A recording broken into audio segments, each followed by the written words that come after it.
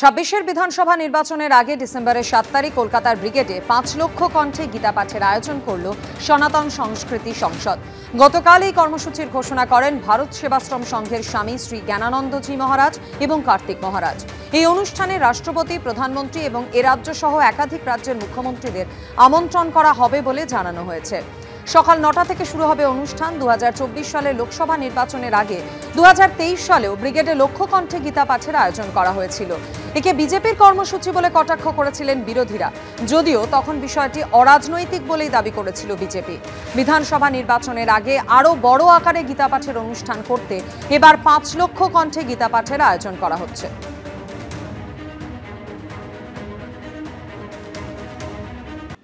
অন্যদিকে প্রাকৃতিক বিপর্যয় বিধ্বস্ত উত্তরবঙ্গ। লন্ডভন্ড জলপাইগুড়ির বামনডাঙ্গার খয়ের বাড়ি। সেই দুর্গত এলাকায় অসহায় মানুষদের পাশে দাঁড়াতে এগিয়ে এসেছেন স্থানীয় গ্রামবাসী থেকে চা বাগানের শ্রমিক সকলেই। ট্রাক্টরে ত্রাণ নিয়ে এলাকায় পৌঁছে দিচ্ছেন তারা। বিপদের দিনে কাঁধে কাঁধ মিলিয়ে লড়াইয়ের বার্তা দিচ্ছে এই গ্রাম। যেদিকে তাকানো যায় দগদগে দুর্যোগের ক্ষত।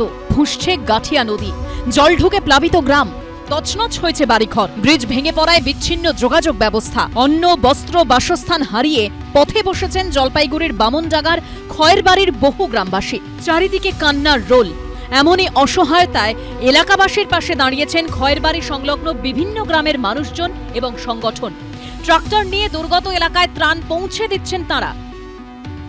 যার যেটুকু সম্বল তাই নিয়ে মানুষের পাশে দাঁড়ানো, কারণ এই মুহূর্তে মানুষ বড় কাঁদছে।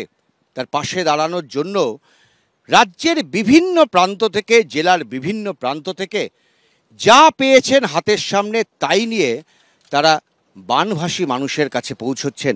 গ্রামের থেকে সবার বাড়ির থেকে সহযোগিতা করছে, সবাই পাঠাইছে। চাল আছে, খাওয়ার জিনিস আছে, বিস্কুট আছে, জল নিয়ে আসছি, ক্যান্ডেল আর সমস্ত কিছু যেটা দরকার হয়। যে এরকম বন্যা হয়েছে, অনেক ক্ষতি হয়েছে, আমরা দেখতে পাচ্ছি মোবাইল মাধ্যমে।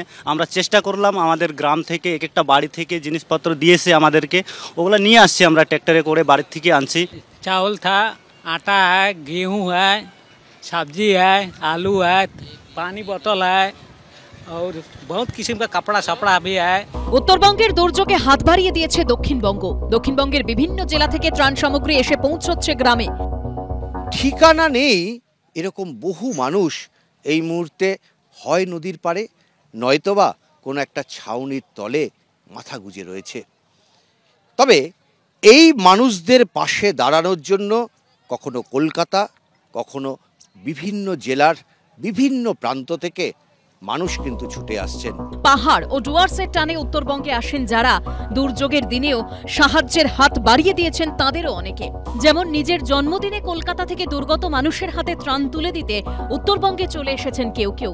আমরা চাল, ডাল, আলু, তেল, সোয়াবিন, বিস্কুট এগুলো নিয়ে এসেছি ওখান থেকে। হ্যাঁ, আমার আজকে জন্মদিন, তো আমি ভাবছিলাম যে আমি উত্তরবঙ্গে কন্টিনিউয়াসলি আসি এবং উত্তরবঙ্গের মানুষের এই অবস্থা থেকে আমি ভাবছিলাম যে কখন আসবো। তো আজকের দিনটাই আমার কাছে সব থেকে ভালো মনে হলো, তাই আমি ছুটে চলে আসলাম। বিপর্যস্ত মানুষের পাশে দাঁড়িয়েছেন জলপাইগুড়ির চা বাগানের শ্রমিকরা। বাড়ি বাড়ি ঘুরে খাদ্য ও বস্ত্র জোগাড় করে অসহায় মানুষদের হাতে তুলে দিয়েছেন তারা। সাহায্য দেওয়ার জন্য অর্থের প্রয়োজন হয় না, সাহায্য দেওয়ার জন্য একটা বড় মন লাগে, সাহায্য দেওয়ার জন্য একটা মানসিকতা লাগে। আবার সেটা প্রমাণ করলেন এই চা বাগানের মা বোনেরা। 12 ঘন্টা 250 টাকা। হ্যাঁ, সবাই মিলে জোড়া করলাম, তারপর নিয়ে আসলাম। নিজের পাড়ার মধ্যে থেকে জোগাড় করছি। চাল, ডাল, আলু, যে কিছু, আটা উঠালাম, কাপড় উঠালাম আর এনে দিলাম। যতটুকু পারলাম ততটুকুই আনলাম। ক্রমেই স্বাভাবিক হচ্ছে উত্তরবঙ্গের আবহাওয়া। আবহাওয়া দপ্তর সূত্রে খবর, আগামী সপ্তাহে বর্ষা বিদায় নেবে। নেই ভারী বৃষ্টির পূর্বাভাস। আকাশে মেঘ কাটলেও জীবনের অন্ধকার কাটবে কবে, সেদিকেই তাকিয়ে উত্তরবঙ্গবাসী। উজ্জ্বল মুখোপাধ্যায় ও অরিত্রিক ভট্টাচার্যের রিপোর্ট, এবিপি আনন্দ। উত্তরবঙ্গে ভয়াবহ বিপর্যয়। কেউ সর্বস্ব হারিয়েছেন, কেউ আবার বেড়াতে গিয়ে ভয়ঙ্কর অভিজ্ঞতার মুখোমুখি হয়েছেন। কিভাবে প্রাণ হাতে করে বেঁচে ফিরেছেন ভাবলে এখনো শিউরে উঠছেন তারা। অন্যদিকে বন্যা বিধ্বস্ত জলপাইগুড়িতে মেডিকেল ক্যাম্প খুলে চিকিৎসা পরিষেবা এবং প্রয়োজনীয় ওষুধ পৌঁছে দেওয়ার ব্যবস্থা করেছেন চিকিৎসকদের একাংশ। ইট, কাঠ, কংক্রিটের শহর ছেড়ে প্রকৃতি দেখতেই গিয়েছিলেন, কিন্তু দেখলেন প্রকৃতির রুদ্র রূপ। প্রকৃতির তাণ্ডবলীলার মুখোমুখি হয়ে কোনো মতে ফিরে এসেছেন বেহালার শখের বাজারের বাসিন্দা ঋতুপর্ণা গঙ্গোপাধ্যায়। 4 অক্টোবর 12 জনের দলটি দার্জিলিংয়ের তাবাকশি পৌঁছয়। পরিস্থিতি কতটা বিপজ্জনক হয়ে উঠেছিল তা ভেবে এখনো শিউরে উঠছেন বেহালার এই পর্যটক। বেহালার বাসিন্দা ঋতুপর্ণা গঙ্গোপাধ্যায় তিনি ঠিক দুর্যোগের আগের দিন দার্জিলিং থেকে তাবাকশি নামেন এবং তারপরেই বিপর্যয়ের সম্মুখীন হন। ঠিক কী ধরনের ঘটনা তার থেকে জেনে নেব। সারা রাত সেই দিন জেগেছিলাম। পরের দিন রাস্তাঘাট সব ভেঙে যায়। অন্যান্য হোমস্টে যারা ছিলেন তারা আমাদের হোমস্টেতে এসে আশ্রয় নেয়। তারা চা বাগানের ডাল ধরে ধরে আমাদের হোমস্টেতে উঠে আসে। অন্য হোমস্টে যে ঢোকার জায়গা সেখানে দরজার পুরো উপর অবধি বালি ভর্তি হয়ে গেছে। তো একটা রুমে 10 জন করেছিল। স্বামী সন্তান নিয়ে আলিপুরদুয়ারের জলদাপাড়ায় ঘুরতে গিয়েছিলেন প্রেসিডেন্সি বিশ্ববিদ্যালয়ের অধ্যাপিকা নাজমিয়ারা শবনম। তার অভিজ্ঞতা ভয়াবহ, কোনো মতে প্রাণ হাতে করে ফিরেছেন। হোমস্টের সামনে দাঁড়িয়ে থাকা গাড়িও ডুবে যায়। নিজেদের উদ্যোগেই ফিরে আসেন ওই পর্যটকরা। আমরা 4 তারিখ ওখানে পৌঁছেছি। তো রাত থেকে প্রচুর বৃষ্টি, বজ্র বিদ্যুৎ সহ 5টার সময় ভোরবেলা এলিফ্যান্ট সাফারি ছিল। তারপরে বললো যে এলিফ্যান্ট সাফারি আজকের মতন বন্ধ থাকবে। হোমস্টেতে পৌঁছে গিয়ে আমি দেখলাম যে জলের স্তর অনেক বেড়ে গেছে এবং আমাদের দিকেও মানে গাছ পড়তে আরম্ভ করেছে। জুতো খুলে পুরো 2 কিলোমিটার হাঁটতে হয়েছে। প্রায় একই অভিজ্ঞতা বহরমপুরের অনন্যা দত্ত। গিয়েছিলেন কালিম্পং শহর থেকে কিছুটা দূরে ফিক্কালে গাঁও। 4 অক্টোবর রাতের কথা ভাবলে এখনো আতঙ্ক কাটছে না। ভয়াবহ বাজ পড়ছিল, মানে লিটারালি মনে হচ্ছিল কি কাজ ভেদ করে চলে আসবে। প্রচণ্ড ভয়াবহ এক্সপিরিয়েন্স আমাদের। ভগবানকে প্রে করছিলাম এনি হাউ মানে আমাদেরকে যেন বাঁচিয়ে মানে ফিরে আসি।